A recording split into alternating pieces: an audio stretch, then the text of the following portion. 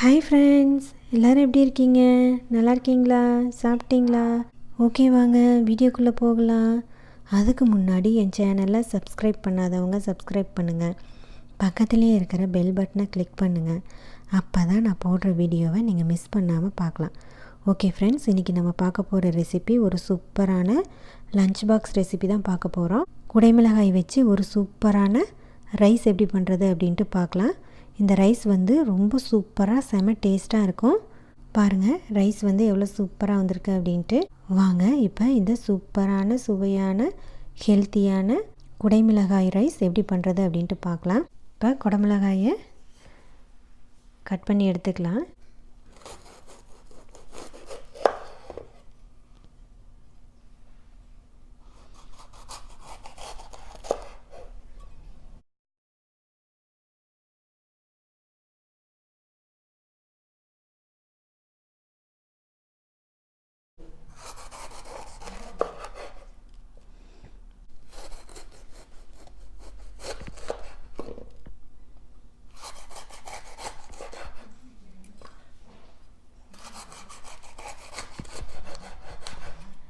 இப்போ இந்த விதையெல்லாம் எடுத்துடலாம்.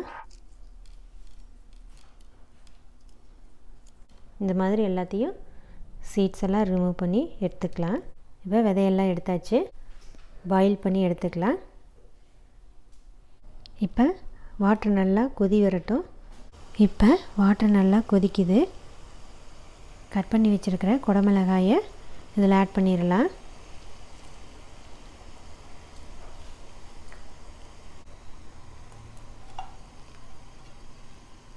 ஃபுல்லாக குடமிளகாயை வேக வைக்க வேண்டாம். முக்கால்வாசி வெந்தோடனே நம்ம ட்ரைன் பண்ணி எடுத்துக்கலாம். இப்போ முக்கால்வாசி வெந்துருச்சு குடமிளகாய். இதை நம்ம வடிகட்டி எடுத்துக்கலாம். இப்போ மசாலாவெல்லாம் ஆட் பண்ணிக்கலாம். குடமிளகாயை பொரித்து எடுக்கிறதுக்கு 2 ஸ்பூன் மைதா,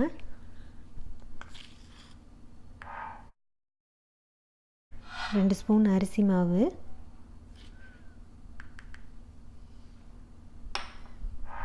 1/2 teaspoon garam masala, 1/2 teaspoon chaat masala, 1 teaspoon மிளகாய்த்தூள், தேவையான அளவு சால்ட்டு,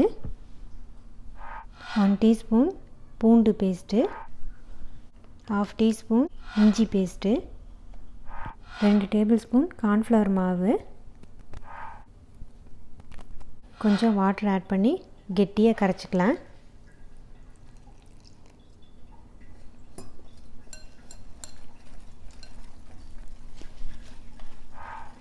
பாருங்கள், இப்போ இந்த மாதிரி கொஞ்சம் கெட்டியாக கரைச்சி எடுத்துக்கலாம். இப்போ குடமிளகாயை பொரிச்சு எடுக்கிறதுக்கு ஒரு கடாயில் ஆயில் ஊற்றி வச்சுருக்கேன். ஆயில் நல்லா ஹீட் ஆகிடுச்சு. இந்த குடமிளகாயை நல்லா பொரிச்சு எடுத்துக்கலாம் வாங்க.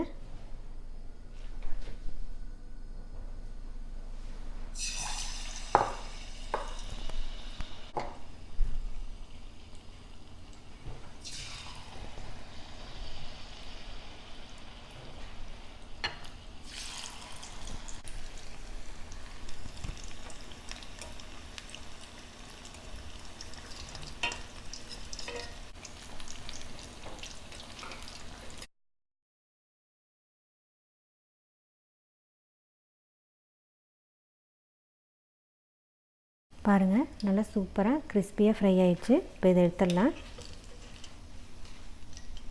இதே மாதிரி எல்லாத்தையும் போட்டு ஃப்ரை பண்ணி எடுத்துக்கலாம்.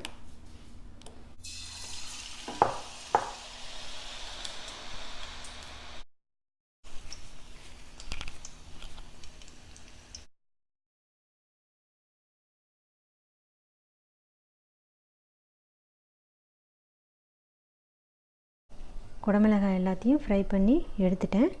வாங்க இப்போ குடமிளகாய் சாதத்துக்கு தாளிச்சிக்கலாம். அதுக்கு ஒரு பேன் வச்சுருக்கேன். பேன் நல்லா ஹீட் ஆயிடுச்சு. 4 டேபிள் ஸ்பூன் ஆயில் ஊற்றிக்கலாம். ஆயில் ஹீட் ஆயிடுச்சு. சின்ன பட்டை போட்டிருக்கேன் 2. ஒரு பிரியாணி இலையை போட்டுக்கலாம். 1 ஸ்பூன் ஜீரகம், சீரகம் நல்லா பொரிஞ்சு வரணும். சீரகம் நல்லா பொரிஞ்சிருச்சு. ஒரு ஆனியன்,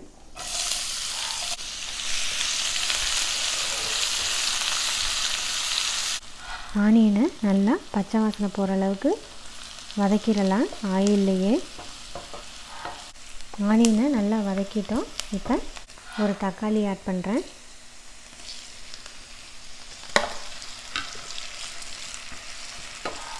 தேவையான அளவு சால்ட்டு. நான் சாதம் வடிக்கும்போதே சால்ட் ஆட் பண்ணியிருக்கிறேன், அதனால் இந்த மசாலாவுக்கு மட்டும் சால்ட் ஆட் பண்ணிக்கலாம்.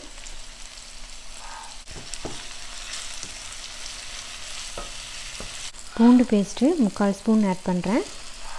இஞ்சி பேஸ்ட்டு 1/4 ஸ்பூனு. பச்சை வாசனை போகிற அளவுக்கு வதக்கிடலாம்.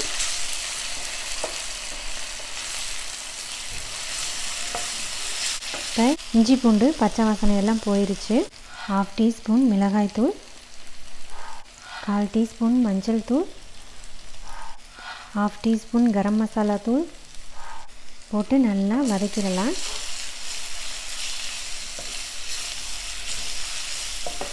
மசாலா பச்சை வாசனையெல்லாம் போகட்டும். இப்போ புதினா தழை ஆட் பண்ணுறேன் கொஞ்சமாக. இப்போ கட் பண்ணி வச்சுருக்கிற குடமிளகாயை ஆட் பண்ணிக்கலாம். Red colour, yellow colour, orange colour. உங்கள்கிட்ட 3 கலர் இல்லை அப்படின்னாலும் உங்களுக்கு எந்த கலர் குடமிளகாய் கிடைக்குதோ அதில் நீங்கள் செஞ்சுக்கலாம். நல்லா சூப்பராக இருக்கும். என்கிட்ட 3 கலர் இருக்குங்காட்டி நான் 3ஐயும் போடுறேன். இதை ரொம்ப வதக்க வேண்டாம், ஒரு 5 மினிட்ஸ் வதக்கினா போதும். சிம்மில் வச்சுருங்க. பாருங்கள், நல்லா வெந்துருச்சு குடமிளகாய். பெப்பர் பவுடர் ஒரு 1/4 டீஸ்பூன் சேர்த்திக்கலாம். நல்லா மிக்ஸ் பண்ணிடலாம். இப்போ வடித்த சாதத்தை இதில் போட்டு கிளறிடலாம்.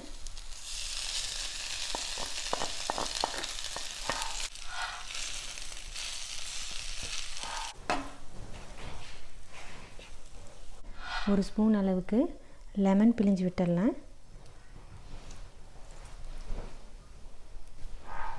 இப்போ ஃப்ரை பண்ணி வச்சுருக்கிற குடமிளகாயை அதில் போட்டுடலாம். நல்லா கிறிஸ்பியாக இருக்கும் ஃப்ரை பண்ணி வச்சுருக்கிறத போட்டிங்கன்னா. இப்போ ஸ்டவ்வை ஆஃப் பண்ணிடலாம்.